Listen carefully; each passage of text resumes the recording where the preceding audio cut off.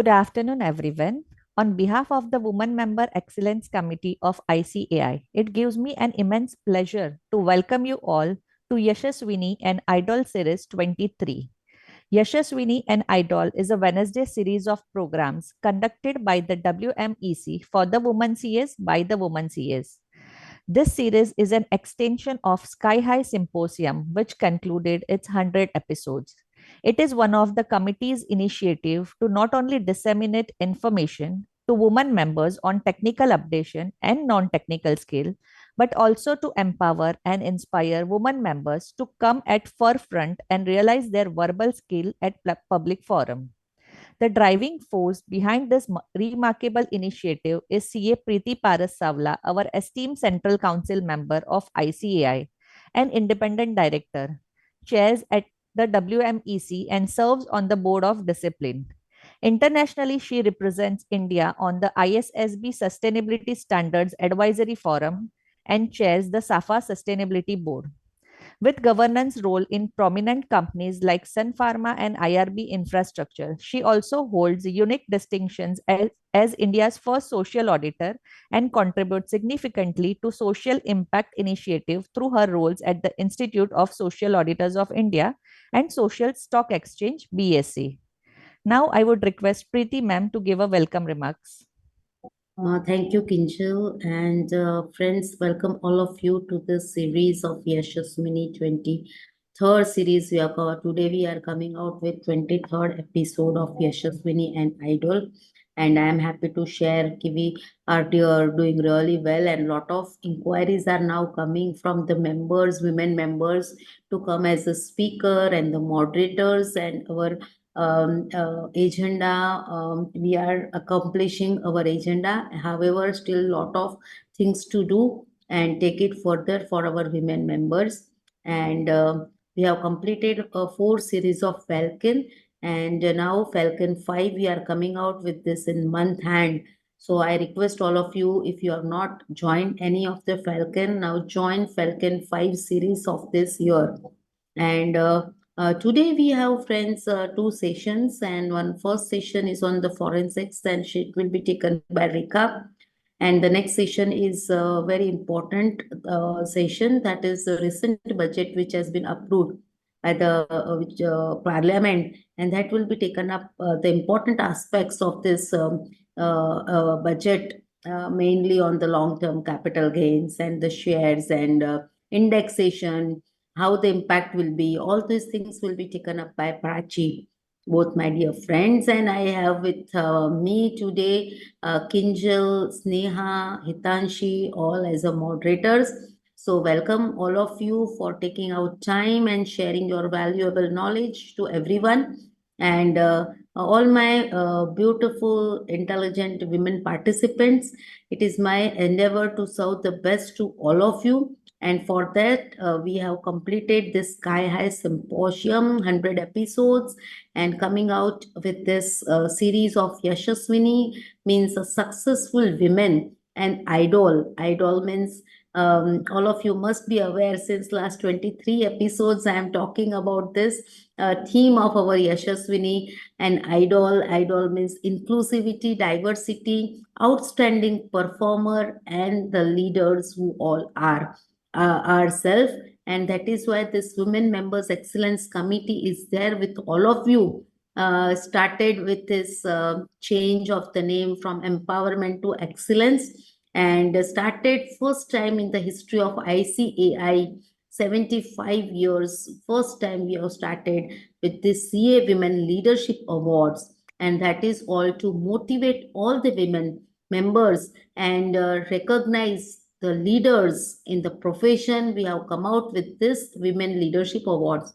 Friends, recently we have also launched this work full part-time or the work from home portal, especially for women members. And that is also not only for the job seekers, but also if you wish to do any assignments on professional basis, that also will be, you are able to log in and do register over there in the portal. I will share the link with all of you. You must have received the mail from the institute about this initiative. I also invite all the CA firms as well as the corporates to register over this, because our CA women professionals are there awaiting all these opportunities from the CA firms as well as the corporates. So these are certain initiatives. This platform is built in such a developed in such a way, so there is one to one interaction. Once you register over there, you will be able to see the CA firms or the corporates who are registered, who are nearby your areas, and can pick up and choose. Again, you can select the services which you want to, whether you are in direct tax or internal audits or social audits, anything you can actually click and save, so that the CA forms or the job, the corporates can look your expertise, your areas of interest, and actually connect to you. So this model is developed in such a way which is a win-win situation for both corporates as well as the CA firms as well as the women members. So these are certain initiatives. Friends, other than this also, if you have certain more suggestions, please feel free to connect. We are coming out leadership. Their work is going in a large way.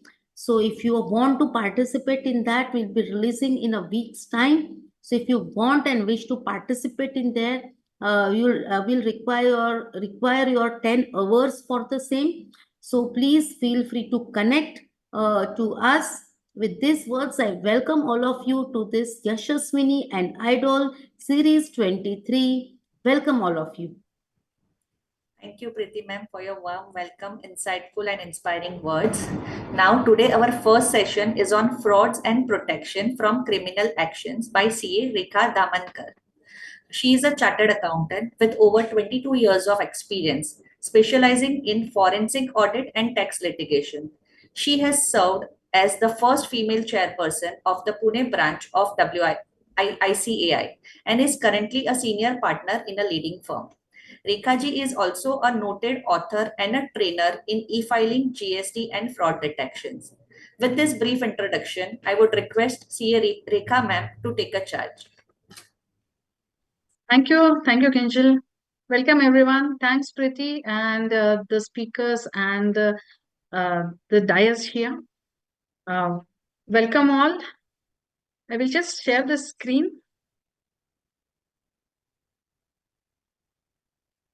Is it visible? Yes, ma'am. Yeah.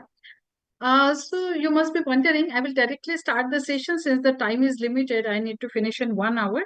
Kinjal, please let me know when my time is about to finish. Okay. I will try to finish in one. It's not a topic which can be finished in an hour or so, but I will try to finish it.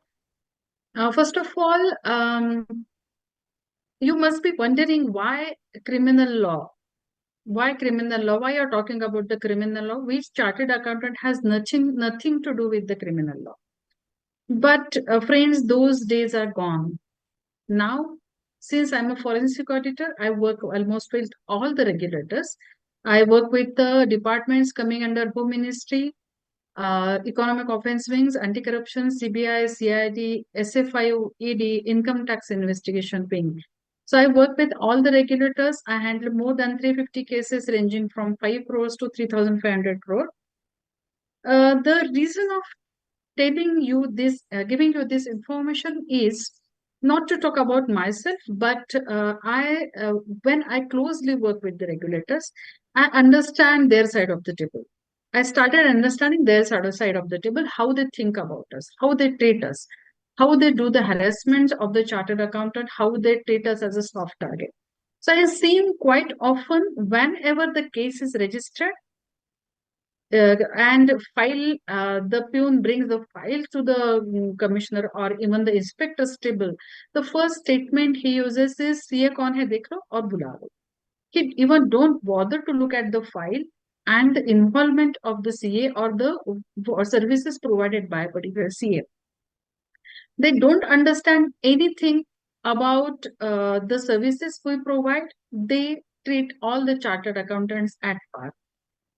For that, The chartered accountant is filing the return of income, doing the ROC filing, doing the audit, doing the tax, providing the tax service, all are at par. They don't understand the differences of the services. And that's the main reason they treat us like this. They have a strong belief. There are three reasons. Mainly, there are three reasons why they treat us like that. First reason, they strongly believe that no fraud can happen without the involvement of the CA. They, without the guidance, without the advice, no, they don't use the word. They use the word involvement. They directly talk about the involvement of the chartered accountant. So they have a strong belief. Another reason, they know that we have zero background on criminal laws. We don't know anything about the criminal laws. And thus, they treat us like anything. They send us the notices, they send us the summonses, they throw any section on our face, and just because of the reason, they don't, they believe that we don't have any legal background. And this is the reason we are getting more and more harassed.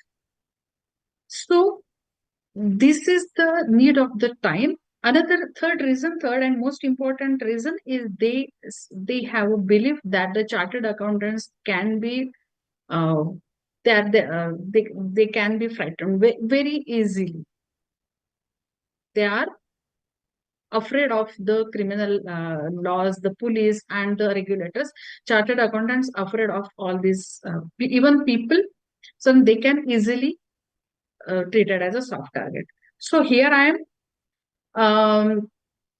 So study of criminal law has been now very important for all of us because, take my words, anything can come to you any moment. I'm not threatening you. I'm not scaring you, but the situation is scary. Even the chartered accountant who is providing any services, even the return filer, say uploading a of document, your name can be in FIR, can be in charge sheet. You can be taken, any action can be taken against you by the police departments. But if we know these sections, if we know how, if you know have the little background about the criminal law, you can save yourself. At least you can argue with the regulators very dynamically, and that will impact your presence before them. So let's understand a couple of sections. There are hardly 15-20 sections, but these sections are only the sections under which almost all the frauds are covered. You will find these sections referred in FIR, in charge sheet, in the notices you are coming to you. So you must know these sections, what this section talks, how the chartered accountants can be brought under this section, and what you should be ready for. I will be taking you through the sections first, and then when we will talk about the CRPC, I will tell you what precautions we need to take to save ourselves from this liability.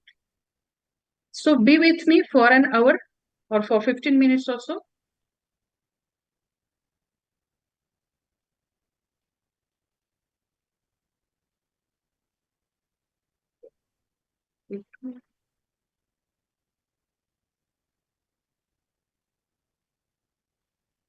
Okay. So basically, let's understand the difference between IPC and CRPC. I will be, even though the name of IPC changed to Bharatiya Nyaya Sanhita, and but I will be, and criminal procedure Bharatiya Nagrik Suraksha Sanhita. I will be using the famous or the words IPC and CRPC in my session because only the name of the sections are changed. The content of the law and the punishments and everything is same. So under IPC, which is Bharatiya Nyaya Sanhita 2023, IPC is a principal criminal code of India, which defines the offenses and punishment. So what IPC does, IPC defines the punishment. What is the punishment, under what law, what section of the act it is treated as punishment, and what is the offense which are covered under IPC. So it is a substantive law which defines the offenses, what is being called, whether a particular act is offense or not is given in IPC. and the what kind of a punishment need to be given is given in IPC. But CRPC, which is Bharatiya Nagarik Suraksha Sanhita 2023, is a procedural law. If IPC says that particular act of a person is a crime, is an offense, and certain punishment is given, maximum or minimum punishment is provided for the particular act, CRPC talks about a procedure.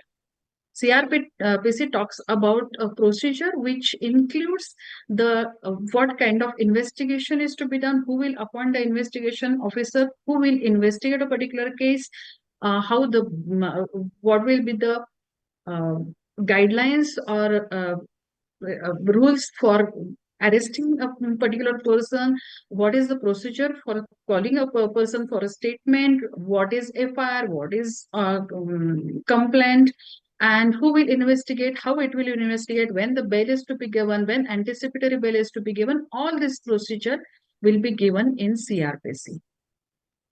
I think I am clear. Those two, in short, IPC is a substantial law and CRPC is a procedural law which prescribe the procedure for particular offense. So CRPC procedures are very important for us. But before going to the procedure, we will first understand a couple of sections of IPC under which these frauds are registered. So similarly, whenever you will hear the word offense, whenever you will hear the word of offense, presume that it is a criminal breach, criminal offense. All offenses are of criminal nature. All cases which goes to the police for which FIR is filed, or all the offenses for which arrest is done are of criminal nature. CPC is a civil procedure code which talks about civil wrongs.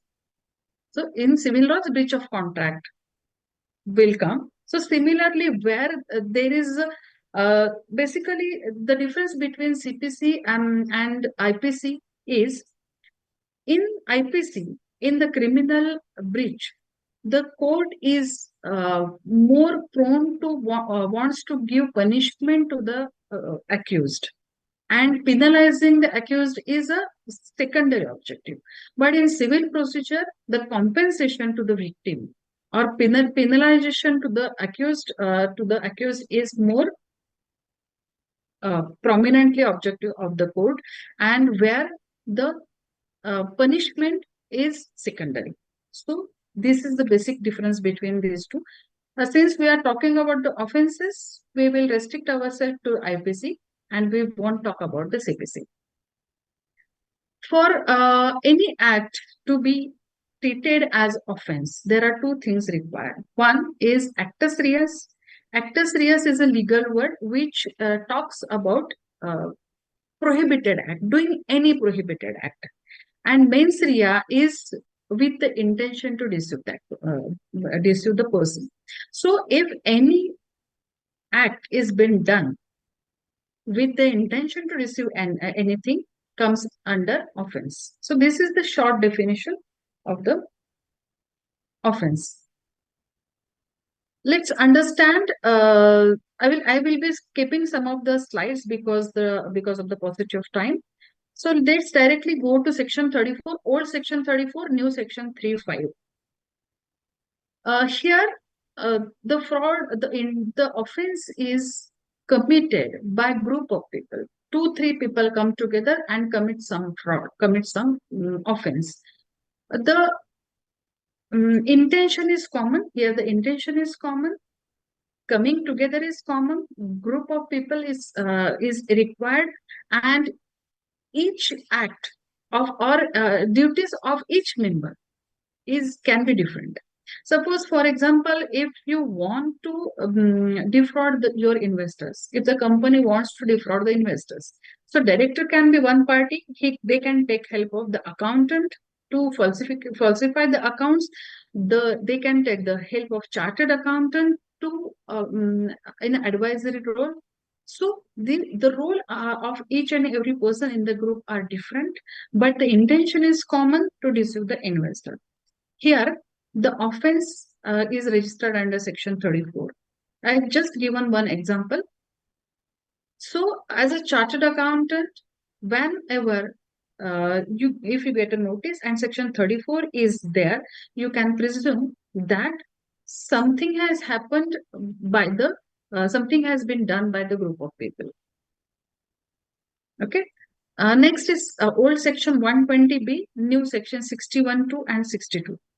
So this section talks about again act done by a group of people, but here the conspiracy is important. Suppose the director, the accountant, the chartered accountant, even the CFO, CEO, all come together and decide to defraud the investors. The act hasn't been done. The offense hasn't been committed. Just it has been conspired to do so. They did the conspiracy, but before the action has been taken by them, the fraud is unearthed or the conspiracy is unearthed, and uh, the investors can take a preventive action, got a stay on their or whatever preventive actions they want to take. It has been taken, and fraud is not committed. But still, the conspiracy comes under section 120B, even it is been treated as offense. So when you get a notice under section 20B, don't get relaxed because you know that nothing has been committed. Just plan banaya tha, kuch hua nahi. No, even the plan can come under section 120B, and it is also an offense. Then section I will quickly go through the sections. Old section 403 and 405, new section 314 and 315. Here is criminal misappropriation. Section 403, new sections 314 and 315 talks about misappropriation of movable property. These sections talk about movable property only. So, if dishonestly, suppose two or more person come together, if it's a joint property, joint house property, and one person sells it altogether, or misappropriate it, or given it on rent, or sell it, so it will be treated as misappropriation of movable property, and this is offense under 403, 405. So here misappropriation of funds by the cashier won't come because this section talk about movable property only. Next section will talk about this section will talk about movable property. Sorry, it is other way.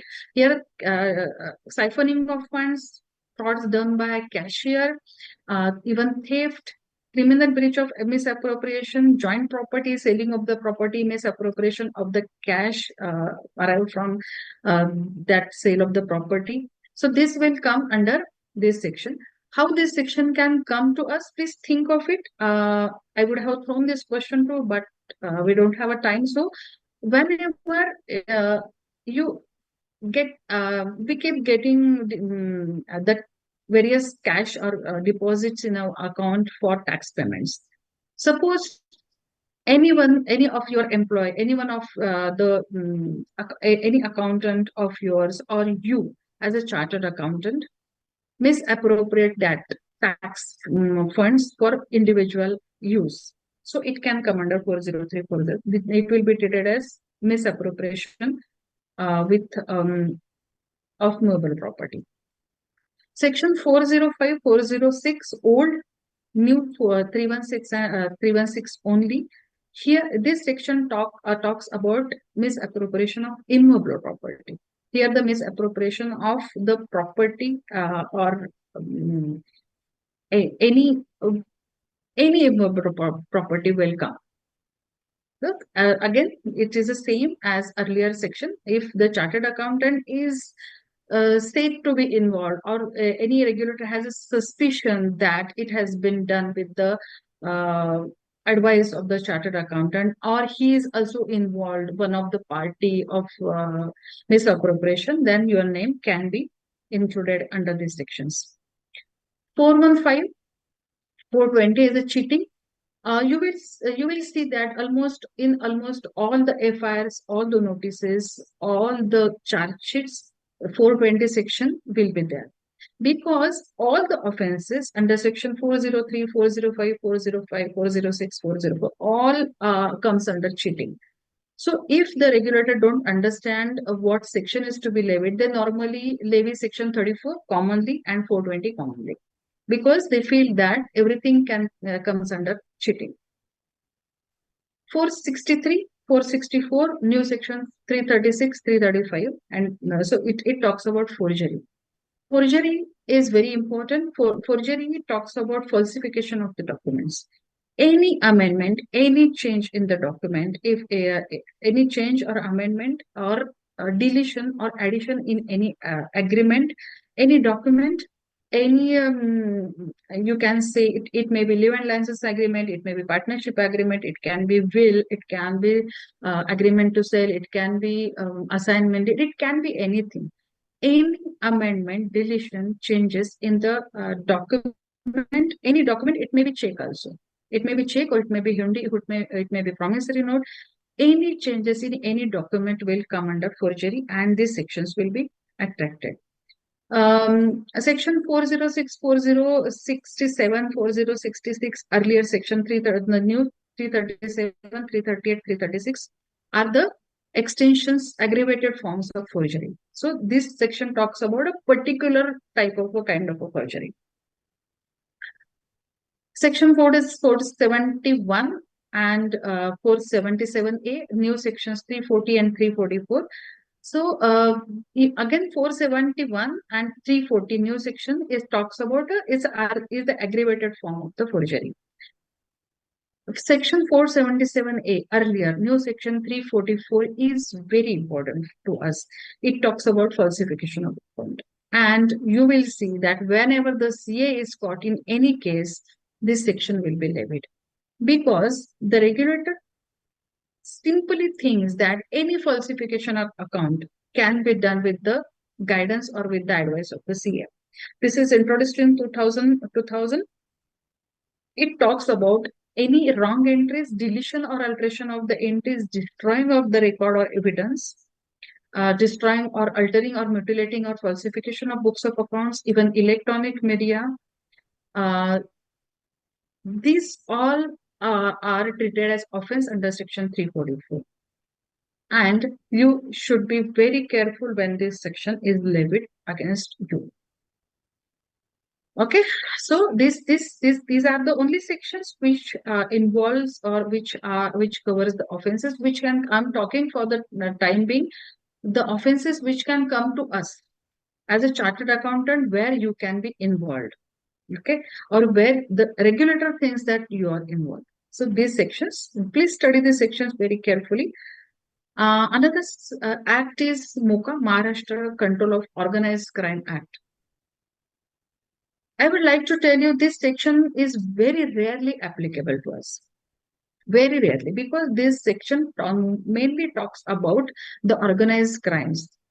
We normally see in the films, देखते हैं ना हम कि एक कोई बैठा है, gang leader है, वहां से बैठ के गैंग चला रहा है, and he is just giving the instruction. He works at very high level and very popular और celebrity kind of a person, but he has certain people working for him.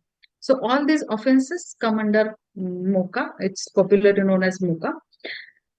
Wherever in MOCA offenses, the financial transactions are involved.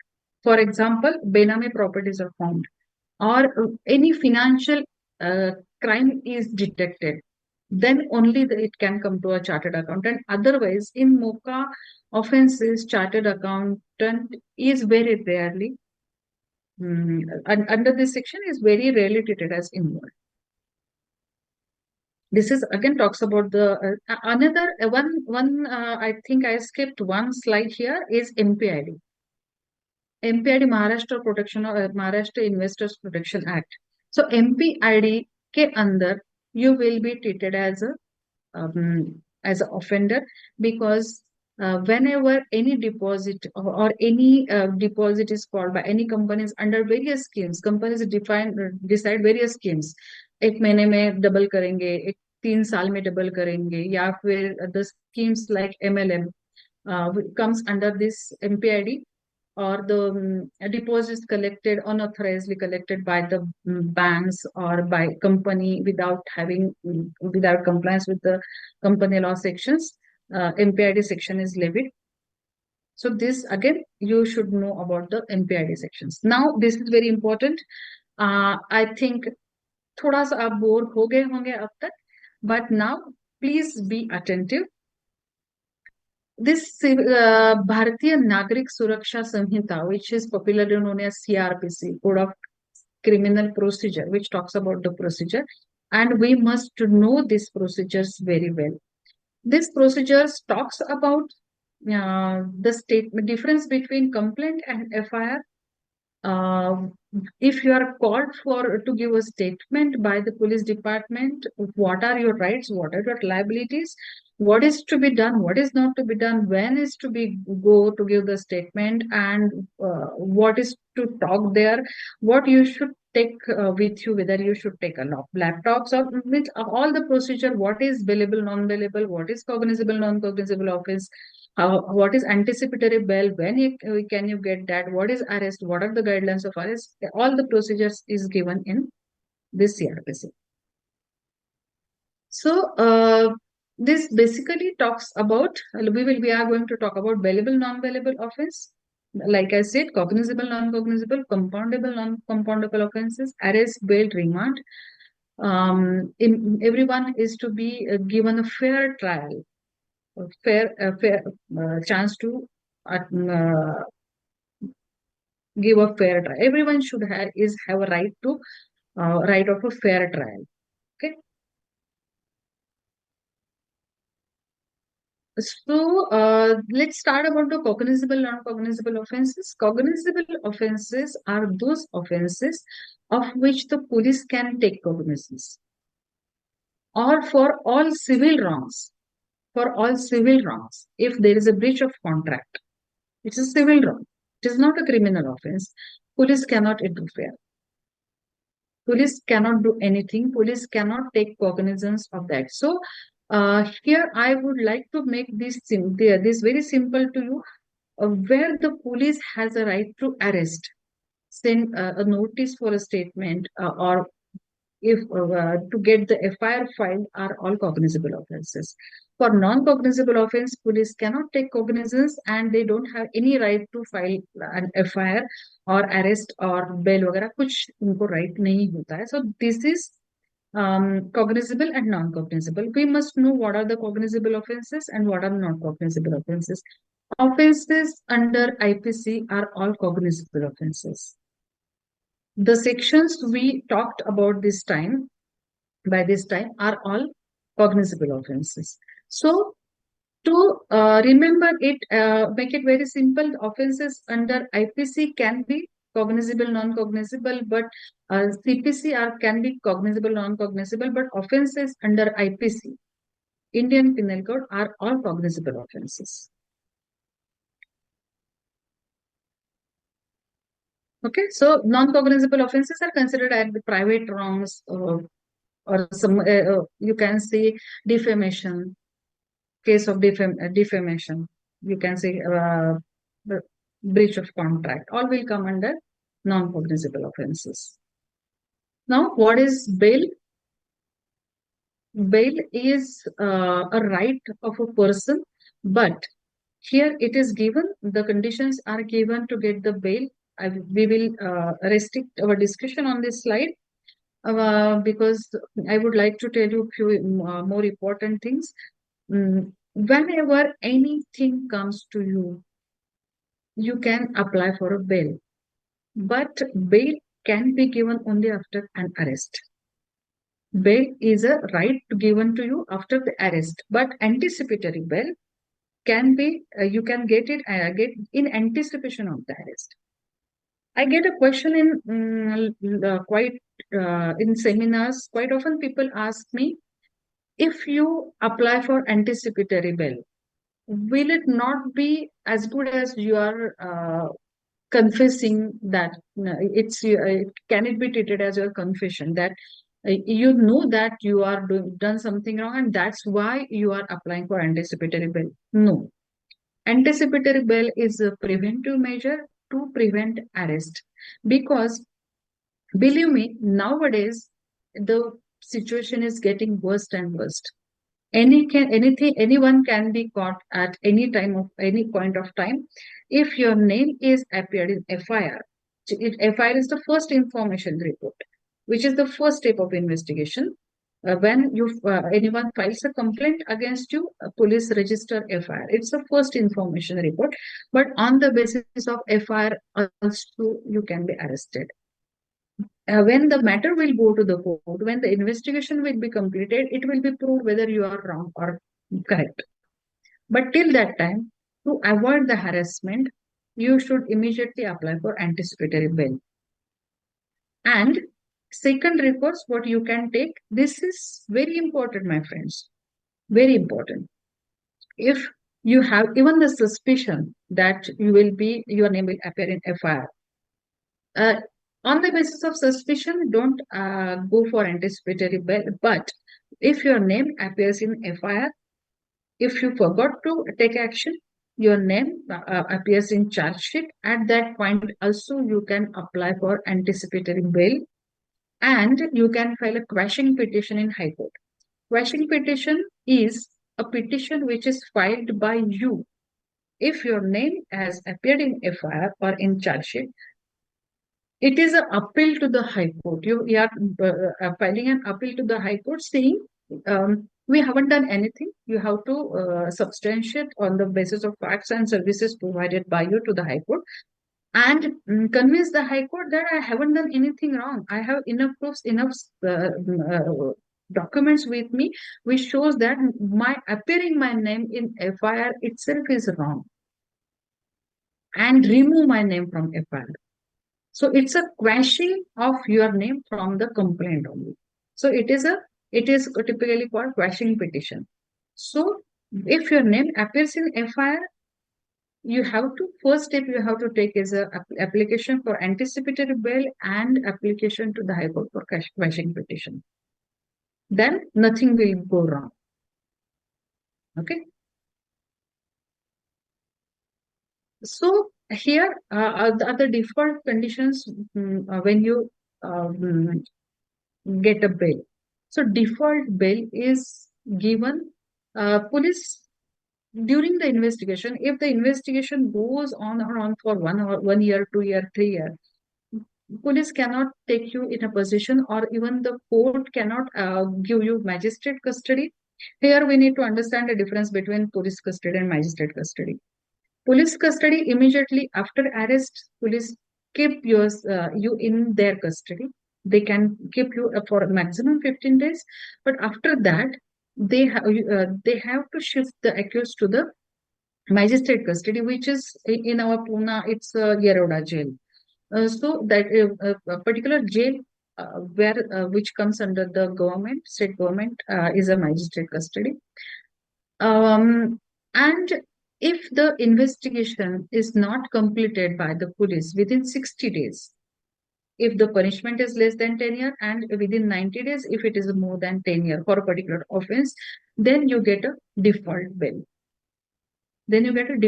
So maximum magistrate custody can be given is 60 days in normal offenses. But in the offenses like MPID and MOCA, default bail conditions are not applicable. You cannot get default bail. You have to apply to the magistrate for a bail. You have to convince to the magistrate, and then only the bail is granted. And thus the cases of bail goes from lower court to session court to district court to high court, from high court to Supreme Court. These are the very serious offenses which you may say. Anticipatory already talked about. Here, we must understand the difference between complaints and FIR. Complaint is just on a plain written paper, you are making a complaint that this has been happened, or the investor can go to the police station and say ki I have been defrauded by this director, by this company, on just a plain paper. And on the basis of that complaint, police files register FIR. After a proper FIR has been filed, the number has been given, the sections under which the offense is the register is given, the names of the accused are given in FIR, and the brief of the incidences or the complaint. So this is formal FIR. Police has every right to do prima facie investigation before filing the FIR. In all cases, FIR is not filed. But if you are complainant as a complainant going to the police and want to file FIR, they cannot deny. They cannot deny to file FIR. Normally, in practice, you may see that police normally deny to file the FIR. This is a practical situation. Law says they must file the FIR.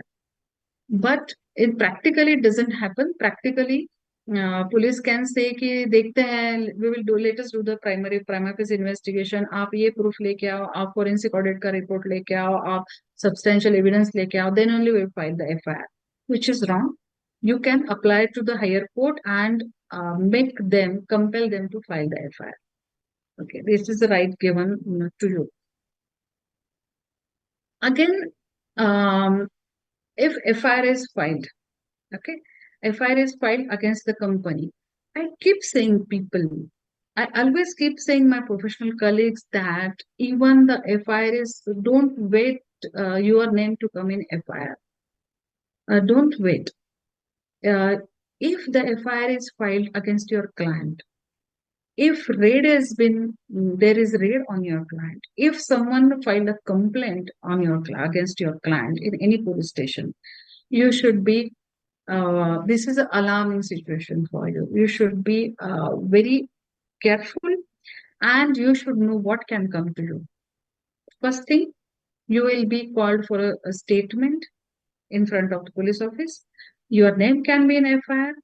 Your name can be in charge sheet, and the case trial can run against you. These are the 4 things. So we must, the Constitution has given right to us all the right. This is our duty. This can happen against us, but we have given certain rights also by the Constitution. We must know what rights we got.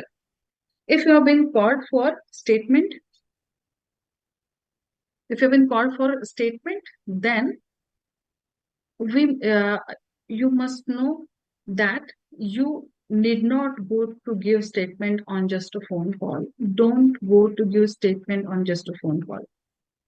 They have to send you written notice. In the written notice, the sections under which offense is registered should be given. The notice must be in writing.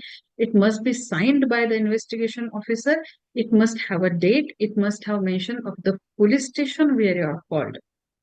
You cannot be called to give the statement in any police station. Suppose I'm sitting in Pune and I'm called by Delhi police to give a statement there. No, it cannot happen. You can deny to go there.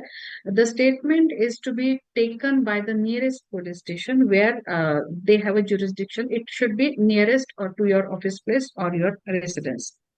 Another important thing, this is very important. Any person below 15 years, any person, male, female, both, any person below 15 years and above 65 years, any person below 50, above 65, and any woman of any age. For women, no age is a bar. So if age is a bar, 15, below 15 and above 65, any person, female of any age, and a disabled person or differently abled person can deny to go to the police station to give the statement. If notices, as a female, notices come to you and you have been asked to go to the police station, you are invited to go to the statement to the police station, you can simply say you can come to my home and take my statement. It's not, law hasn't been prohibited you to go there to give the statement, but as of a right, you can request or you can say, no, I cannot come to the police station to give the statement. My statement, you can record my statement at my residence. This is the right given to you. Even the statement, though if your place is far away from the police station, if there is no nearby police station, you can claim a reasonable traveling expenses to go there to give the statement. Another important thing, the statement given by you is the duty of the police officer to record the statement. They cannot make you sit there and write the essays. They will ask you the question, they will record the answers. It is their duty to record the statement. They will write it down for you. Before leaving, you can ask the copy of it. You can read it. You need not sign the statement.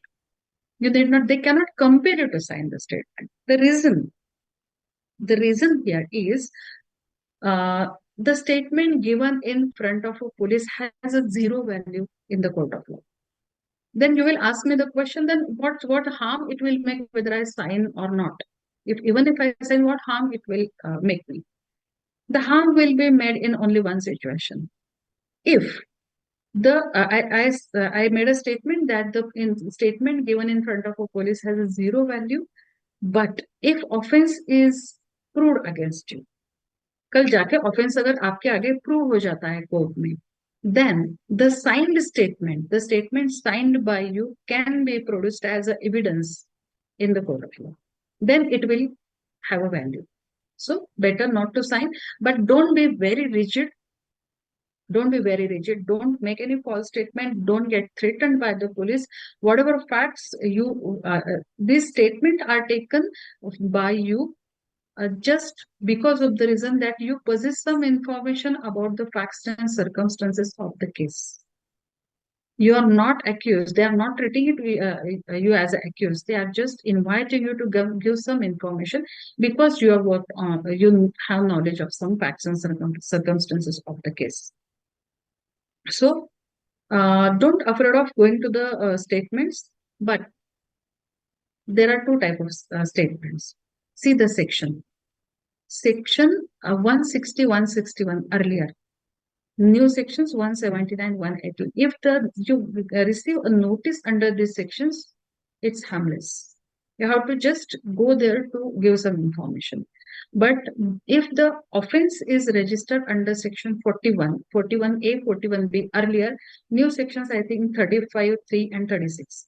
If the notice received by you has a mention of 30, 35, 3 and 36, then it indicates that you can be one of the accused. The complaint has been filed against you also, and you can be arrested. So you have to be more careful when you receive the notices for statement under section 35, 3 and 36. New sections, earlier 41A, 41B. Now, arrest provisions. Maximum period you can be detained in police custody is 24 hours. After 24 hours, they have to produce the accused to the court. They can demand some time to detain the person in their custody till complete. If they believe that the accused possesses some information and he will run away or he will tamper the evidence, then he can demand the police custody. The maximum police custody is 15 days. After that, magistrate custody has to be given. And if the police completes investigation within 60 days, maximum period of magistrate custody or arrest is 60 days or 90 days, I explained earlier. But if the police doesn't complete investigation, then deferred bail in 16 days or 90 days. But if the police completes investigation and files charge sheet before 60 days, then deferred bail is not applicable. Then you have to separately apply for the bail. This is very ridiculous. I really get very annoyed when I look at the general guidelines of arrest. As a chartered accountant, we must have specific guidelines for arrest to us. Like doctors have a specific guidelines for arrest because they went to the court, they got the medical legal panel prepared. So all the cases filed against doctors first goes to medical legal panel. Medical legal panel consists of medical people and legal people. They prima facie investigate the case, submit the report, and then court takes the action.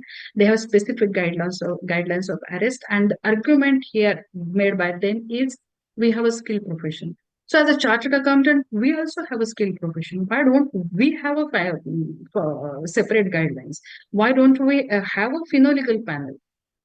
We must have it. With the panel which consists of finance people and legal people. And I'm sincerely trying very hard to get it done. In my future plans, getting these guidelines prepared, let it be prepared by the High Court. We will go to the High Court and get the guidelines. We will get this panel done. And all the cases should be referred to that panel, and then only chartered accountant can be even called for the statement. Now, the general guidelines are this. The court says, yes, there are general guidelines which are applicable to you. These are the general guidelines. General guidelines talks about the police has to show their identification. Can police, I'm this officer. Then you can call or inform any of your friend or any of your relative that I'm getting arrested. The station diary should have entry that the person is getting arrested. Medical examination is important. Female can be arrested only after sunset or before sunrise. He must be informed about his rights, and he must be given information about the bails and grounds of arrest. These are the general guidelines which are applicable to even the shopkeeper, even the vegetable seller sitting or person going on the road, any person going on the road, even auto drivers and anyone. These guidelines cannot applicable to us, first of all. So we must definitely do something unitedly on this. For the time being, these are the general guidelines which are applicable to us. Bailable, non-bailable offenses. For the offenses which a bail can be given and for which the bail cannot be given as of a right or default bail provisions are not there. We already seen that certain exceptions of offenses registered under MOCA and MPID, the default bails are not given. These offenses are considered as very serious offenses. We already seen Section 4140B, that is Section 35.3 and 35.36. Here, you can be one of the accused who, if you get a section notice under this section, even for a statement, you should be took it very seriously. First, go to the lawyer instead of going directly to the police station. First, go to the lawyer, have proper legal consultation, and then you can go for the statement. For the statement, if the police directly calls you to give the statement, you can call your lawyer there. You can discuss with him, and but the statement cannot be given in front of the lawyer, but you can very well discuss it before giving the statement. So here, my friends, you have given certain rights also to protect yourself from the criminal liabilities. First thing, if you are called for a statement देना है आपको, to go there, give the statement. Don't deny to give the statement. You may be called by EOW, anti-corruption, CBI, CID, SFI, AD. You can get notice from anyone.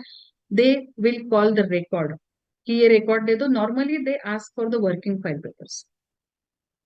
So, few tips from my side to protect yourself.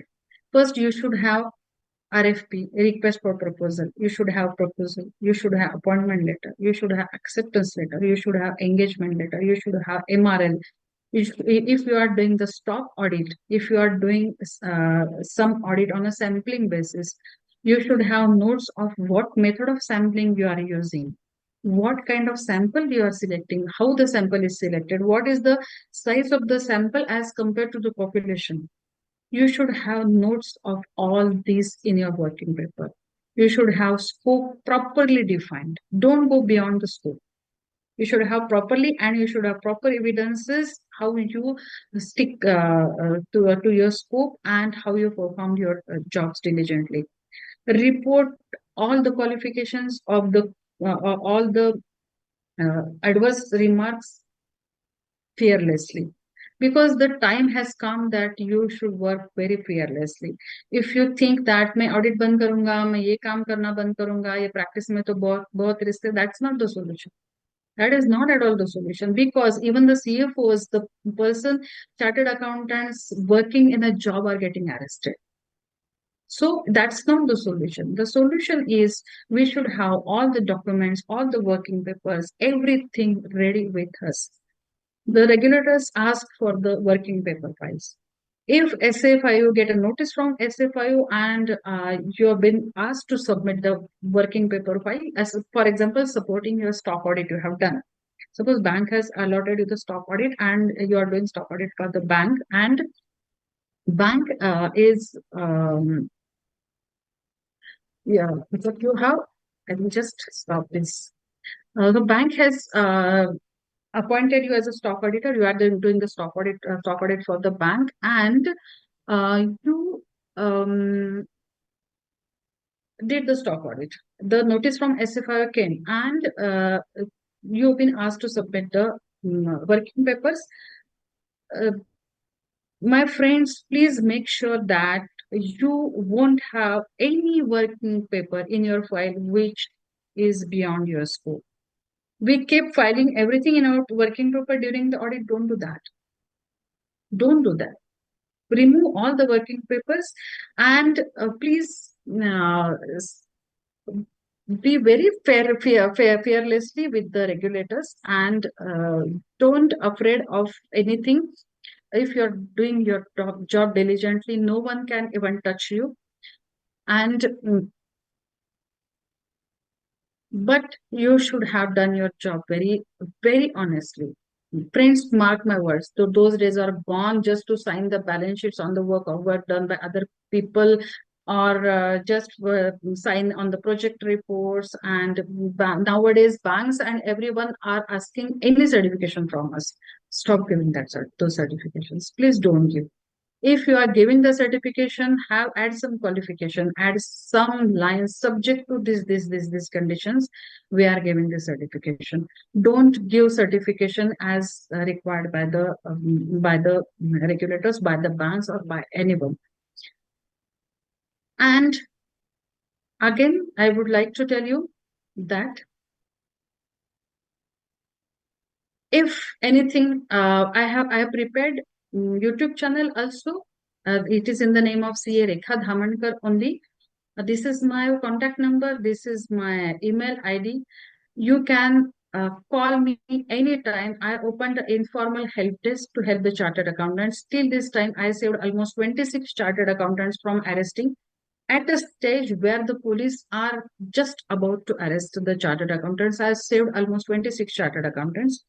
And I guided or provided advice to almost 150 200 chartered accountants who called me before time, when their name appeared in FIR, when their name appeared in charge sheet, when they are called for a statement. By providing advice to them, all are safe. So don't hesitate to call me anytime if anything comes to you. Friends, the days are very bad for us. So don't take any risk. Don't stop yourself from providing any services, but don't hesitate to report anything very honestly, with all the disclaimers, all the qualifications, and uske baad there to help you out. So thank you very much. Thanks for being patient with me, and due to paucity of time, I won't be able to share with you the practical cases which I handle, which I advise provided to, but sometime later I will be like to discuss with you all those. Till this time, thank you very much, and I'm there to help you out if anything happens. But you should know all these things. Please keep studying IPC, CRPC, at least relevance provision. Don't keep.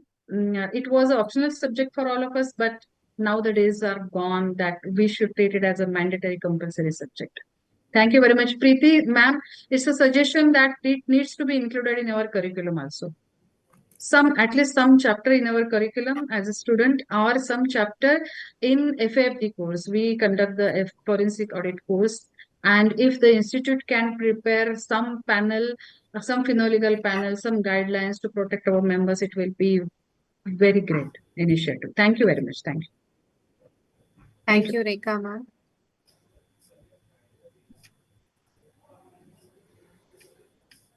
I think I finished in time. Correct? Yes, Yes, ma'am. ma'am. You are You have finished finishing Thank in you. time. time. Thanks. Thanks. Thanks. Uh, yeah, thank you. Just a small vote of thanks for you. On behalf of everyone present here, I would like to express our deepest gratitude to CA Rekha Damankar for delivering such an enlightening and comprehensive session on fraud and protection from criminal actions. Your insight into various types of frauds, the red flags to watch out for, and measures we can take to protect ourselves and our organization were not only informative but also highly relevant to in today's rapidly changing environment. The way you broke down complex legal concepts into understandable terms was truly commendable, and it was certainly broadened our understanding of the challenges and the risk we face. Your experience and knowledge in the field was evidence, and we are fortunate to have had an opportunity to learn from someone of your caliber. Your practical tips and the real world example have provided us with valuable tools to better safeguard ourselves and organization from potential threats. Thank you for sharing your time and expertise with us today. We appreciate your effort in making this session more both engaging and educational. We look forward to possibility of having you with us again in the future for further discussion on such crucial topic. Once Thank you again, very thank you, much. Rekha ma'am, for invaluable contribution to our learning. Thank you. Thank you, all the participants here. Thank you, all the moderators. Thank you very much, Kinjal, Hitanshu, then Sneha, Prachi, and everyone here. Thank you very much. Thanks the audience participation. Here, I would like to express my deep condolence for Badlapur and Kolkata event happened, which is very unfortunate, and I feel very sorry for that. So my deep condolences for that. Thank you very much. Now I would like to invite CA Divya to introduce our next speaker, CA Prachi Pare, who will be discussing the important aspects and impacts of recent budget. Hello, everyone. My name is Divya Devarkyani. I'm a chartered accountant by profession. We have with us Prachi Parekh, who is a chartered accountant and a law graduate specializing in income tax, currently a manager with leading firm's tax academy team. She has also taught tax laws for 12 years, mentoring nearly 6,000 students.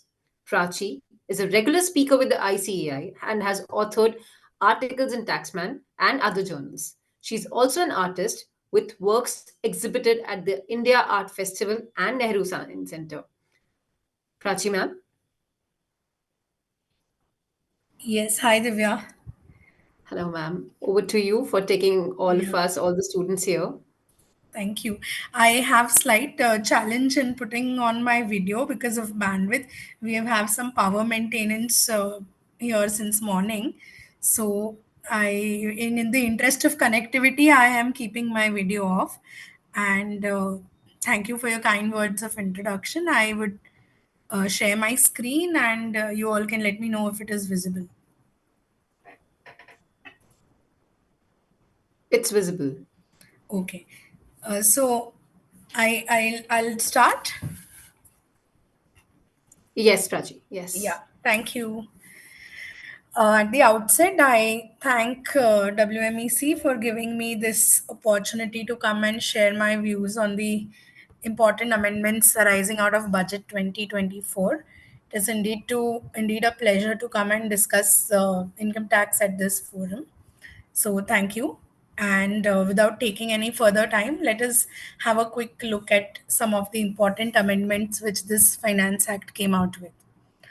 So, before I start with my presentation, what is interesting to note is year on year basis, with the promise of making tax laws simple and easy for everyone to understand, we still have a plethora of confusing and back and forth state of amendments. So I think it is very difficult for any country to simplify tax laws. For one, because of the sheer magnanimity of issues it has to deal with. It has to deal with complex issues such as income computation for such a whole lot of category of taxpayers, and keeping at par with different tax rates and computation mechanism, that it is really very difficult to envisage a tax law which is simple in nature. Yet we all should commend our government for at least one effort, that the processing part or the administration part, as far as the income tax website or processing of returns goes, has certainly improved a lot over the span of, I would say, last 4 to 5 years. So gone are the days when we used to endlessly wait for our refunds to come to our bank accounts. There used to be follow up emails and grievances which was raised. Now it is a matter of days within which the refund is available to us.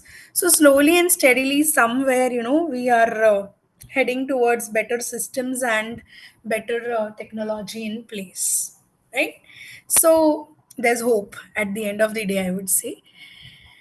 So in this 1 hour that I have to myself, I have covered some of the important proposals or key aspects, I would say, which which are more useful to us from an individual or SME tax perspective. I have not really dwelled too much into the procedural part of amendments, and I would be giving a hint of what all amendments are there as far as that aspect is concerned. But that discussion is limited.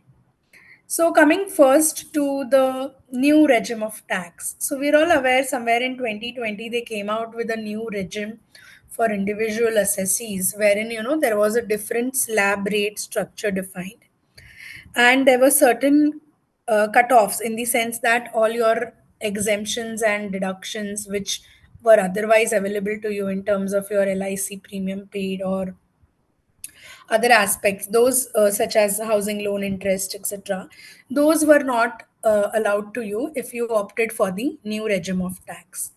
So year after year they keep tweaking the new regime of tax slowly here and there to ensure that more and more people adopt to the new regime. Whether one should really opt for the new regime or not is, I would say, a matter of choice and a matter of calculation. Uh, as salaried employees, they have the option to make a switch every year.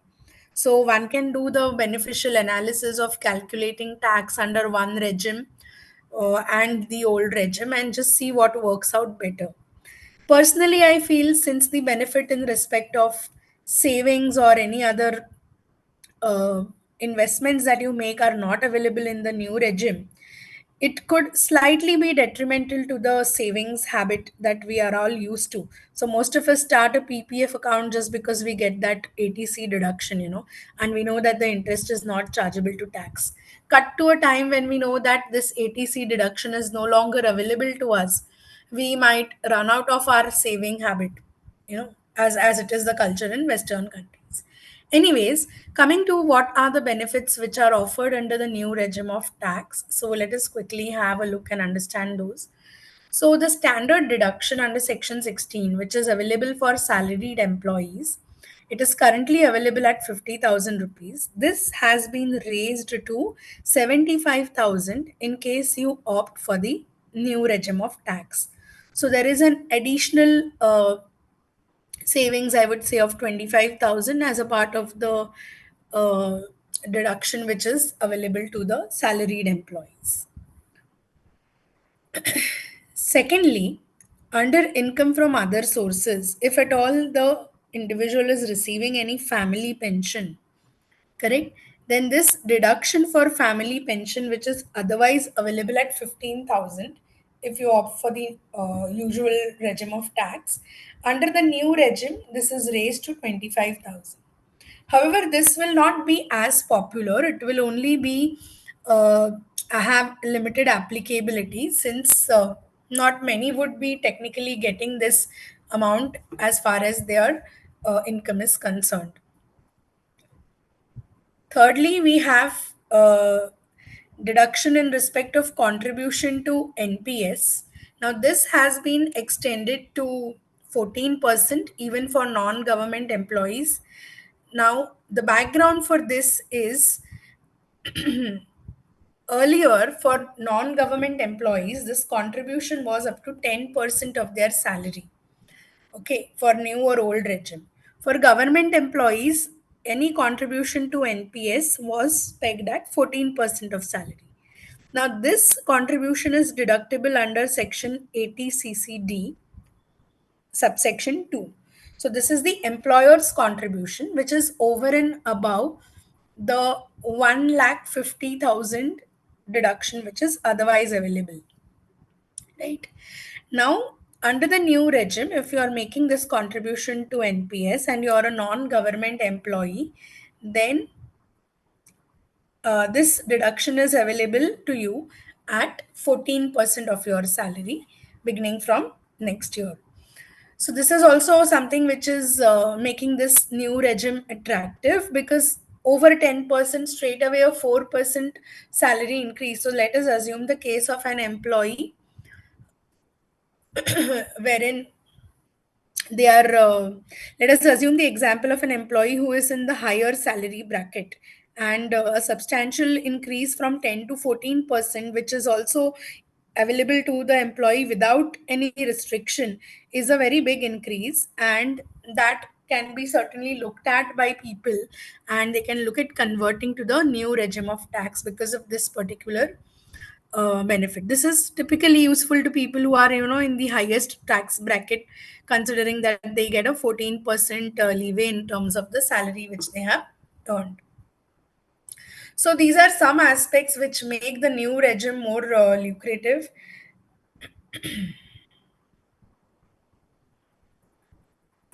Going further, also, there has been a tweak in the tax rates. They have introduced one more slab in between. So, typically up to 15 lakhs, I believe the tax rate is now 20%. I have not crowded the PPT with the tax rates, but there is a slight change in the rate of tax as well as far as the new regime is concerned. Moving on, the most talked about or the most discussed amendment of this budget has to be the one in respect of indexation on long term capital gains.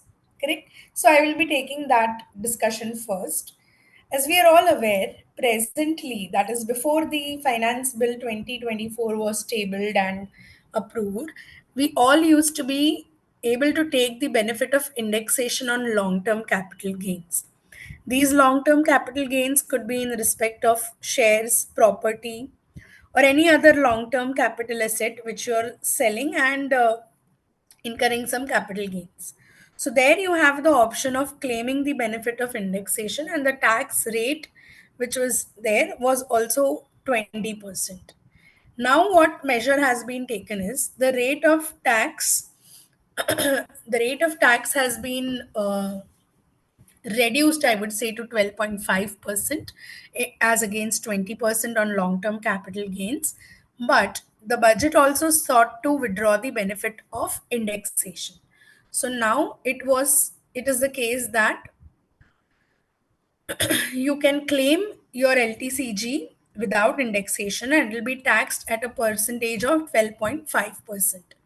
After this particular amendment was introduced, there was a lot of chaos and a lot of discussion among circles that how exactly is this going to work? Because in respect of all long-term capital assets, this particular amendment was to be effected. Now, after this bill was presented and before it got assented by both the houses, they grandfathered the long-term capital gain in respect of buildings or property.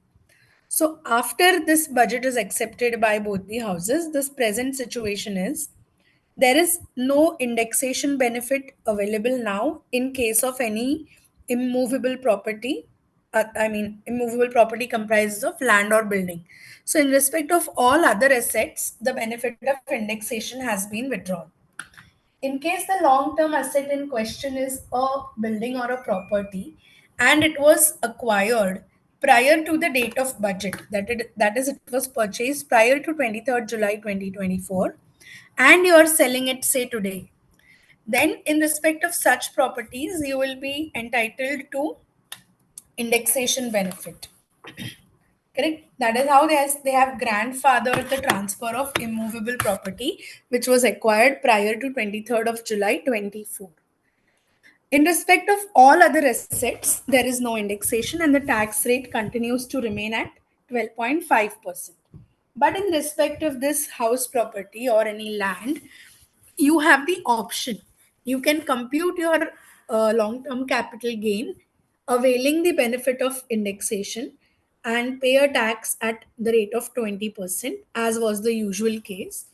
Or you can forego your indexation benefit, as is the amended provision, and pay tax at a rate of 12.5%.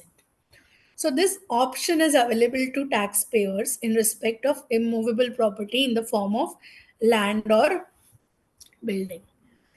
In respect of all other assets, we are done away with indexation and we now have the tax rate at 12.5%. Since we are on the topic of tax rates, we should also take note that short term capital gain under 115A, which was taxed at 15%, is now taxed at 20% with effect from the enactment of Finance Act 2024. So there also they have raised the tax rate, and instead of 15, now any short-term capital gain on transactions where STT is paid would be taxed at a rate of 20%. So there's been a lot of rejigging in terms of the capital gains taxation and computation procedure, as we can see. So this was the discussion about long-term capital gain and tax rates thereon. There is also one small change in capital gains, though it's not so relevant, but nonetheless, it's important for us to take note of it. So, as we are aware, earlier under Section 47, any capital asset which was transferred by way of gift or under irrevocable trust or any ways, which usually did not result into any consideration, and we could say it was a transfer made out of natural love and affection. So such kind of transfers were not taxable as capital gains in terms of Section 47, which carved out an exemption for these kind of transfers.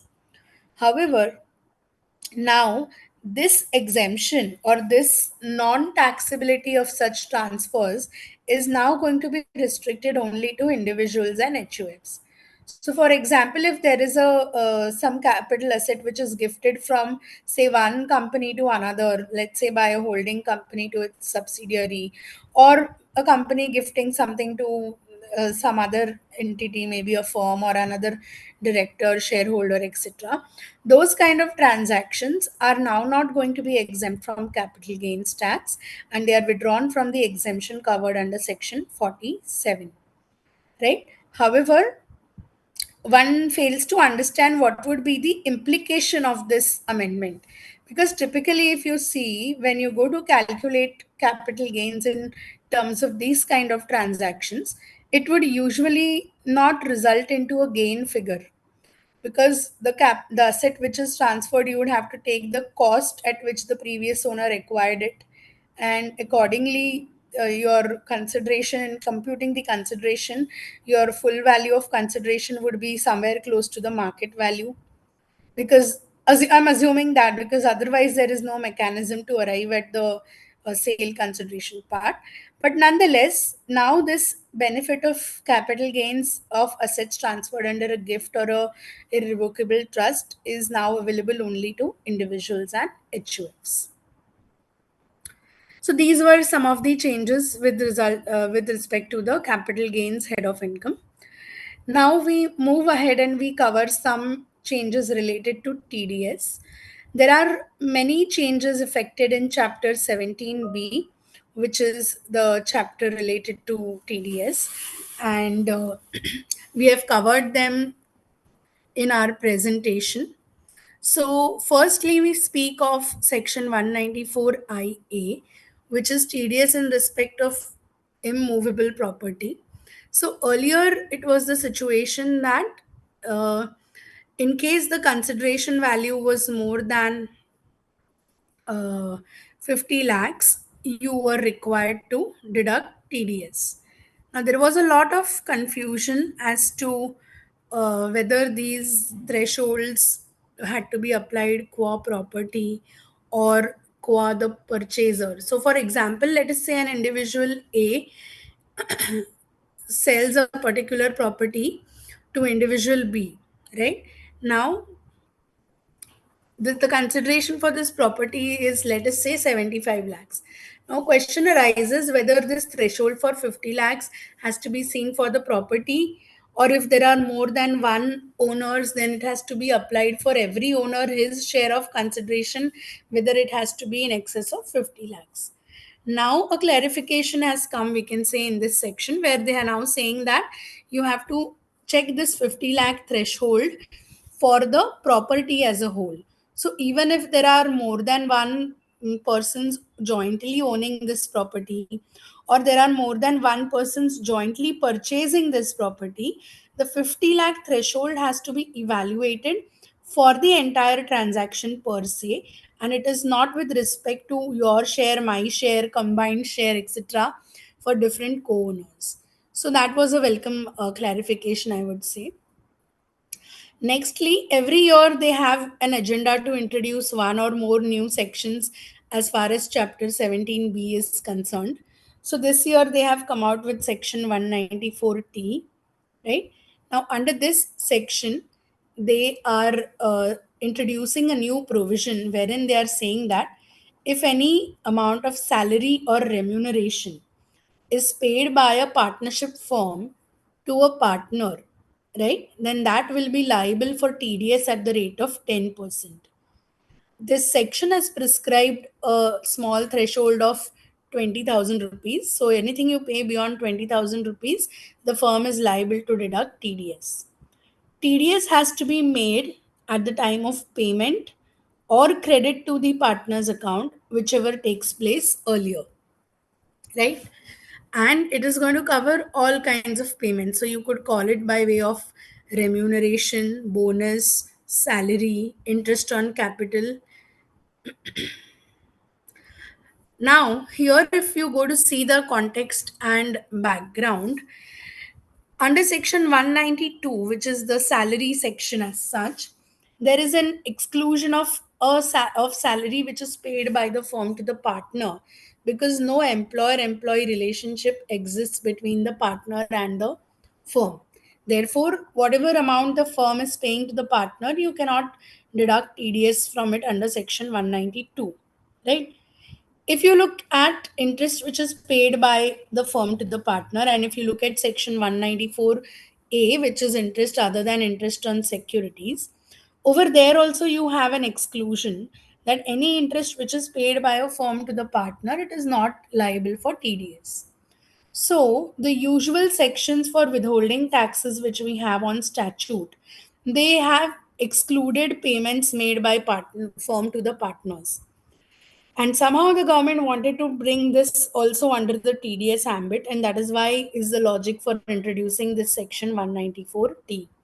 This is applicable from 1st April 25. So we still have some time on hand to figure out how to incorporate this in our partnership deeds, or how to make other arrangements in terms of the process involved for deducting TDS. If I speak of a couple of practical challenges which we may encounter as far as abiding by this section goes, one and the most important part is, if you look at SME firms, or mid-size or small size firms, the books of accounts for these firms only do not get approved or closed till the year end, right? So forget 31st March. If these firms are covered, let us say, by tax audit, or if their due date of filing return is assumed September, in those cases, it is quite some time before there is closure of books of accounts. And the remuneration which is to be paid to the partners can be decided or determined only when you're aware of to as to what is the state of affairs of the firm, that is on closure of your books of accounts. So complying with this provision on a timely basis is going to be a very big challenge, which is going to be faced by firms far and wide. one logical and practical solution to this would be to ensure your closure of books of account at least by mid-April, so that for the month of April, March, whatever payment you have made to the partners, you are in a position to remit the TDS to the government by 30th April, which is the otherwise recognized due date. So this is one typical challenge which we foresee in complying with the provisions of this section. Other than this, most partners don't have a fixed salary. They draw money as in how it is the need or basis, determination or estimation of profits. So this provision will also necessitate that we all have a regular, so as to say, schedule or a pattern in terms of paying salary or remuneration to the partners, so that the provisions can be complied in an effective manner. So these are a couple of challenges, friends, which I foresee immediately as far as Section 194T is concerned. Of course, as time passes and we try and implement this section on a practical basis, we are going to be faced with more issues and we would have to find resolution for all of it to ensure compliance. However, as professionals, what we should be doing is we ourselves should be aware and prepared to comply with these provisions, considering most of us would be operating in a partnership firm kind of a business structure. And not just that, we should also make our clients and vendors or contacts aware of these provisions, so that there is no non-compliance on their end.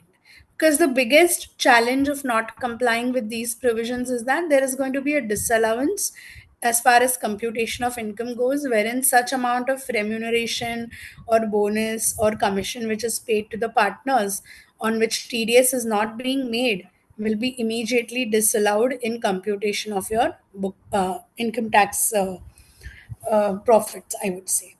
So yeah, this is one change we all need to be aware of.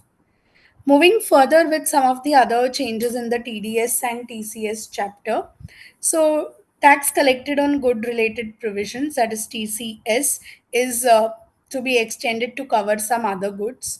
Now, presently, we know that we have a section 206C1H wherein certain kinds of taxpayers are brought under the tax bracket, with there is a criteria of turnover and limit on the amount of goods sold, etc.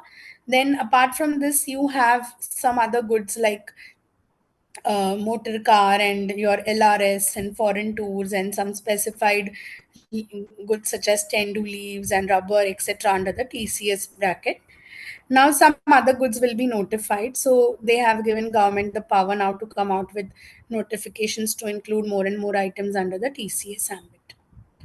Other than that, one interesting change and a change which brings the TCS provisions at alignment with the TDS changes is that there is the interest in respect of delayed payments of TCS is now at 1.5%. So I'll just give a brief background here. So if there are two kinds of delays. First delay would be in deduction or collection of tax, and second delay would be in payment or remitting this particular amount which you deducted or collected. Now, when there is the first delay, that is a delay in the uh, payment or deduction, I would say collection or deduction of tax, the interest rate as far as TDS and TCS provisions goes is 1% from the date on which the tax ought to have been deducted or collected up to the date on which such tax is actually collected or deducted. Right? That's the first delay taken care of at 1% per month or part of the month interest rate. The second delay is even after collecting or deducting the tax at source, you don't pay it on the same day, but you still wait for some more days to make the payment. In that case, the interest rate, as far as the TDS provisions are concerned, is 1.5% from the date of tax deducted up to the date when it is actually paid. However, under the TCS provisions, this interest continued to be at 1%. So now what they have done is they had said, okay, TDS may this additional delays giving us a interest rate of 1.5%. Let us realign our TCS provisions with the TDS provisions. And now, if you have collected the tax at source, but there is a further delay in remitting this amount to the government for the time from beginning from which when you collected the tax up to the time when you actually pay it, you're going to now pay an interest at the rate of 1.5%. So these provisions already existed under the TDS scheme of things. Now they have been put in place for TCS as well. Coming to some other changes before we go to the TDS change for 194.0. So there has been a long drawn debate as to how income which one earns from letting out of residential property is to be taxed. So, you can be in a business of letting properties on hire. Typically, you have the malls and the commercial complexes, etc., which are constructed and which earn a good, healthy amount of rent.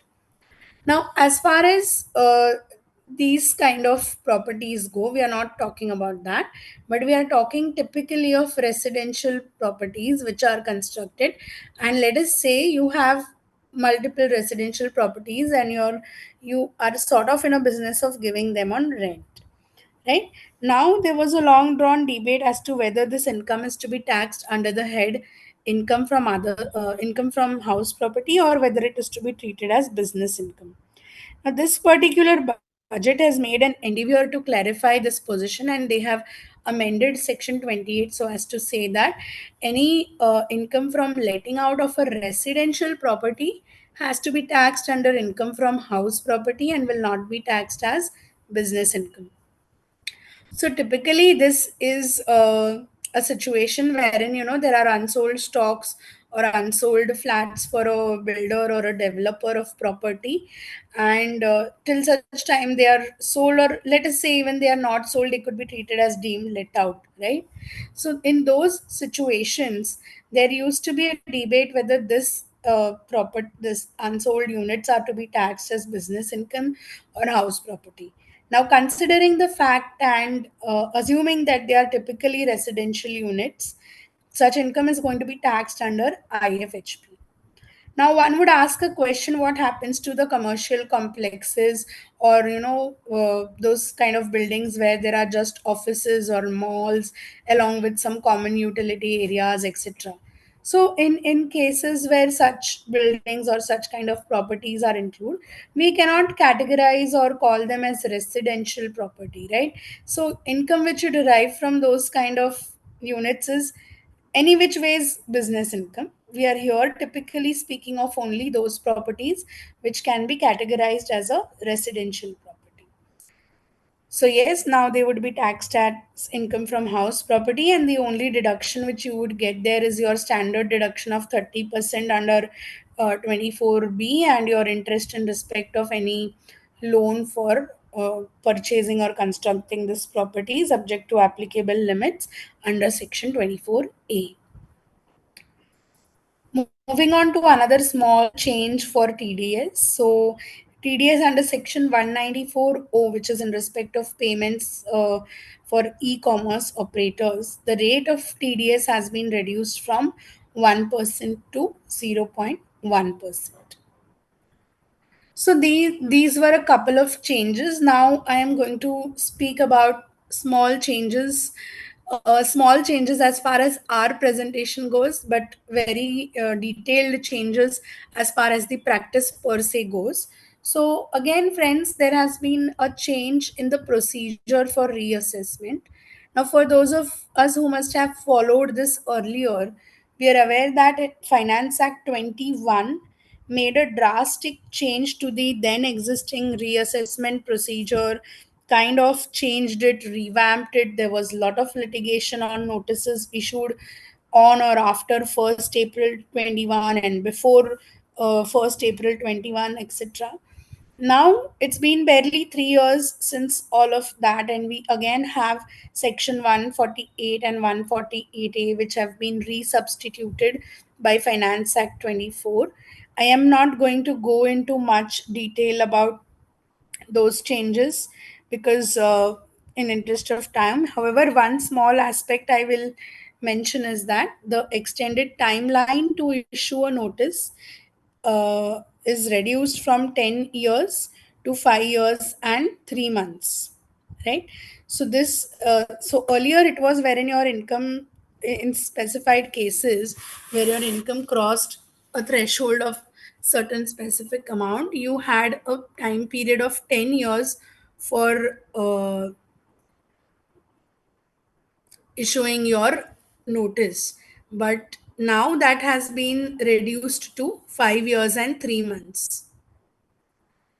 So this is a welcome change. You don't have a whole lot of time with the department to get the notice issued. It is kind of streamlined to 5 years and 3 months. Since we are on procedure at this juncture, I would also like to share that if people here who are from the slightly senior background are aware, we used to earlier have block assessment as far as search and seizure related procedures are concerned. So that block assessment has been reintroduced by this Finance Act. So again, I'm not going to go into detail of those things, but yes, it is again a very big change in respect of procedural part. So that is another change which people who are into practice and who practice more on the procedural aspects have to take note of. Now, coming back to again some changes related to TDS. Now, I decided to scatter the changes related to TDS through my presentation. Otherwise, it becomes very tedious to discuss the TDS changes. So, these are a couple of sections wherein the rates of TDS have been slashed. So, from the present rate of 5%, the rate has been lowered to 2%. So, this is in respect of payments for life insurance policy, your commission, etc., on sale of lottery tickets, 194H, which is commission or brokerage, 194 IB, which is rent, which is paid by individuals or HUFs, 194M, which is payment of certain sums by certain individuals or HUFs, 194O, which is payments for e-commerce operators. We already took this earlier. And 194F is omitted by Finance Act 24. So these are some rates changes. You can have a look at them later on. Also, we have the provision of applying for a lower or a nil rate TDS certificate under most provisions of TDS. However, now this is also extended to 194Q. 194Q is TDS in respect of purchase of goods. So the rate of TDS there as such is 0.1% only. So it wouldn't be typically a lower TDS rate certificate. It would be nil. People face challenges there because of the volume of transactions, and just to help them with some respite, this particular provision has been introduced. Another welcome change as far as TDS related change is concerned is that the limitation period, right, in respect of certain defaults with relation to TDS related compliances. So maybe you have not furnished your TDS statements, or you have not furnished your returns or quarterly returns on time. So there, the limitation period for proceeding against the assessee in default for non-compliance of all the TDS related obligations was earlier 7 years in respect of resident payers. In respect of non-residents, there was no clarity whether it is 7 years, whether it is less than 7 years. So there were different positions taken at different points in time. So now the idea is that this limitation period in respect of defaults related to TDS is now reduced to 6 years from 7 years as far as resident assessees are concerned, and the budget has clarified that same limitation period is applicable even to non-resident Indians. So this is a welcome change, I would say. So from the unclarity which we had earlier, now we know for sure that in respect of non-residents also, the limitation period is going to be 7 years. moving further, now we here at this point we'll discuss one particular change for section 192, which is TDS in respect of salary income. I would just pause for a while and check with someone from the moderators if I'm audible and if there are any questions and if people are able to follow. Considering that my video is off, I face a challenge in connecting with the participants. Yes, ma'am, you're audible. And questions will take at the end of the sessions, ma'am. All right, sure, sure. Okay, thanks for that information. Thank you, ma'am. So, here we're discussing section 192. Now, as we are aware, under section 192, the employer is liable to deduct TDS from the salary which is paid to the employees. Now, prior to this amendment, which has taken place this year, the situation was that the employee was at a discretion to give his other income and other income details to the employer. However, the employer was not uh, allowed to consider the other TDS or TCS, which may have been done in the case of the employee. So usually the employees were not very keen or encouraged to give the details of their other income, and employers would deduct tax at source only on the salary component, overlooking any other TDS or TCS which might have been affected for the employee. Now, some years ago, TCS was introduced in respect of, let's say, motor cars or foreign travel or amounts remitted under LRS. So typically, what happens is there might be an employee who would have gone for a foreign trip with family, and there would be some TCS made in his case.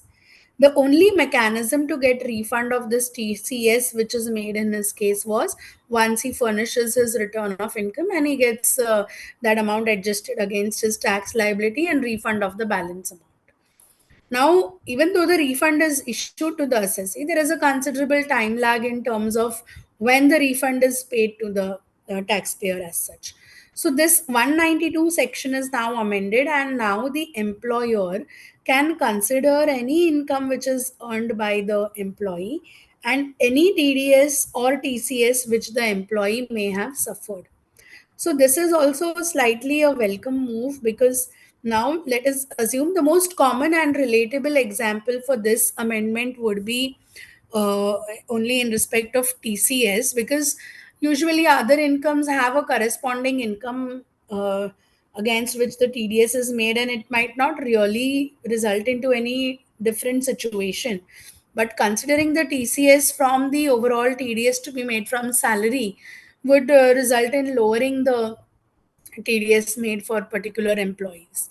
So, as employers, now they have an additional duty to kind of call for information related to other income and any TDS or TCS which the employee may have suffered. So, this is one small change which is related to withholding tax on income from salary. Now let's go to a couple of other amendments, which are not directly centric to individuals or SME practitioners, but interesting to discuss. So one such amendment I am taking up here is with respect to buyback of shares. Now, some years back only, this there was change in this buyback provisions, and again this year, we have a provision which says that buyback of shares is now going to be taxable in the hands of the shareholder, and it is going to be taxed as dividend. So under section 222, which defines dividend, we have a new clause which is introduced as 222F, and this particular clause states that any amount of consideration which the person receives on account of buyback of shares, that is going to be taxed in the hands of the shareholder. This is going to be taxed as dividend, and the entire amount is going to be taxed with no deduction or anything immediately available in respect of the cost of shares, etc., which might have been incurred. So this is one particular change which we should take note of. And considering the fact that this is to be taxed as dividend in the hands of the shareholder. TDS under section 194 is also going to cover this particular payment. And if at all this consideration is paid to shareholders, then TDS under 194 would be made applicable. Now, the whole way this particular amendment has been structured and the way it is taxed just points to one thing, that slowly and steadily the government is looking at discontinuing the whole concept of buyback of shares. Right? Apart from this, I will just take 2 to 3 amendments, which are not there in the slide, but it would be in the interest of the members and participants to just be aware of. Now, if you remember, we had a direct tax Vivad Se Vishwas scheme earlier, which was introduced in 2020. Now, the idea of introducing this earlier was also same as why it is introduced now, is to reduce the pendency of judicial process. So there are huge cases of appeals which are pending before the different levels, CIT, ITAT, etc. So, to ensure that this litigation pendency is addressed, we again have Vivad Se Vishwas version 2, which is the Vivad Se Vishwas scheme 2024, which is proposed in the budget. It is going to be notified and will come into effect once the government gives us a date for its its effective date of operation. So this is one particular change I was wanting to say. Secondly, equalization levy has been done away with. So with effect from 1st August 2024, the provisions of equalization levy have been given a sunset. So it is no longer applicable from that particular date. Correct? Next amendment I would just like to, which is not on the slides, but I would like to bring to the notice of the members, is a small yet very significant change as far as section 194C and 194J goes. Just to put things into perspective, 194C was related to TDS in respect of payments made to contractors, and 194J is related to TDS in respect of fees for professional or technical services. Now, because of the nature of payments under both these sections, there used to be a lot of overlap and a lot of discussion over a particular payment, whether it is to be treated as a payment in respect of a contract or a work in terms of 194C, or whether it is to be treated as payment in respect of professional service. So, just in with an intention to bring clarity, is what the explanatory memorandum says. Section 194C has been amended, and it now says that work which is defined under Section 194C will no longer include any kind of service or any kind of transaction which is otherwise covered under 194J.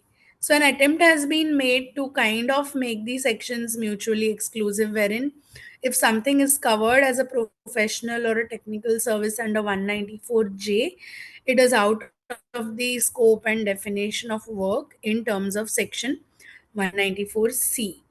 So, we hope that this will sort out the overlap which one could always feel in certain cases of CNJ. So typically these could be some specialized services related to, setting up machinery, some technical services related to upkeep and maintenance of machinery. There used to always be a debate whether one has to treat it as professional service or a contractual arrangement. So this is one thing. Secondly, there has been increase in the limit of remuneration in terms of section 40B. This is applicable from assessment year 25-26. So the earlier 3 lakh and 90% that we had, now this is now increased, that you have first 6 lakh of book profit, or in case of loss you have allowable remuneration at 3 lakhs or 90%, and on the balance book profit you have it at the rate of 60%. So clients, you might advise your clients to make necessary changes to the partnership deed, etc. So with this, friends, I would like to conclude my presentation. We keep 10 minutes for Q&A, if any. And thank you all for your patient hearing. Thank you, ma'am. Thank you, Prachi, ma'am, for such a comprehensive discussion in such a limited period of time. So, with your permission, I would like to take some questions here. Sure, sure. So, ma'am, the first question is by Medha, ma'am, from Abu Dhabi. This is related to NRI. Okay. For NRI, donation of land to an ATB trust, is it taxable under Section 47? NRI would be an individual I'm looking at. Yeah. Okay. So while section 47 to my mind does not have any condition of the donor being a resident per se, but I would still say that one has to look at FEMA implications also in this case. So from the income tax perspective, if it is made under an irrevocable trust or a gift by an individual, possibly it might not so ATG would not be typically available here, right? Okay. But as far as capital gain exemption is concerned, one can look at that, but one would have to look at FEMA and other implications as well. Okay, ma'am. And also for NRI, whether long-term capital gain indexation benefits are available? For NRI, long term capital gain, Indexation benefits. uh, no, only if they wish to go under 115F, which is the special regime, that has not been changed. But otherwise, the provisions have been changed for everyone. Okay. Ma'am, next question is by Sneha ma'am from Kolkata. Uh, this is regards to the gift, whether the benefit of capital gain exemption by way of gift on occasion of marriage is it still available? So, benefit of gift on occasion of marriage is still not taxable, and the exemption provisions here are under income from other sources because typically this is a gift which one receives. So, for the recipient, it is exempt in terms of income from other sources. For the giver, I am assuming the giver of this gift is an individual or an HUF, and thus, even for the giver under capital gains, Section 47 applies, and he or she is not subject to capital gains tax. Okay. And ma'am, the last question by Rushali ma'am from Satara. This is relating to section 194T. In case of partnership firm, whether partners they withdraw during the year in terms of drawings and salaries. So are the drawings as well as salaries both are applicable to TDS deductions? No, the section, the way it has been worded, it speaks only for drawings in respect of salary. Right. However, if you look at drawings, that is going to go to reduce the capital account balance for the partner, and accordingly the interest which you pay out on that capital balance is going to reduce. But presently the reference which is made in the provision is for salary and interest on capital. So the drawings which are made by the partners per se, on that there is no TDS currently required. Okay, ma'am. Thank you for the clarifications, ma'am. So I would like to proceed with my vote of thanks. Thank you. Firstly, on behalf of Women Member Excellence Committee, I would like to convey my gratitude to Preeti ma'am for this amazing initiative of Yashaswini series.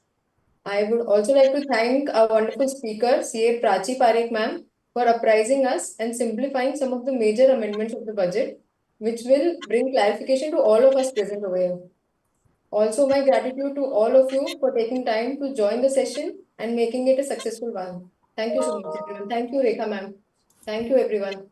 Thank you, Sneha. Thanks, Thank everyone. you, thank you, thank you, everyone. Thank you, Kinjal, Sneha, Prachi. Thank you very much. Yes, sir.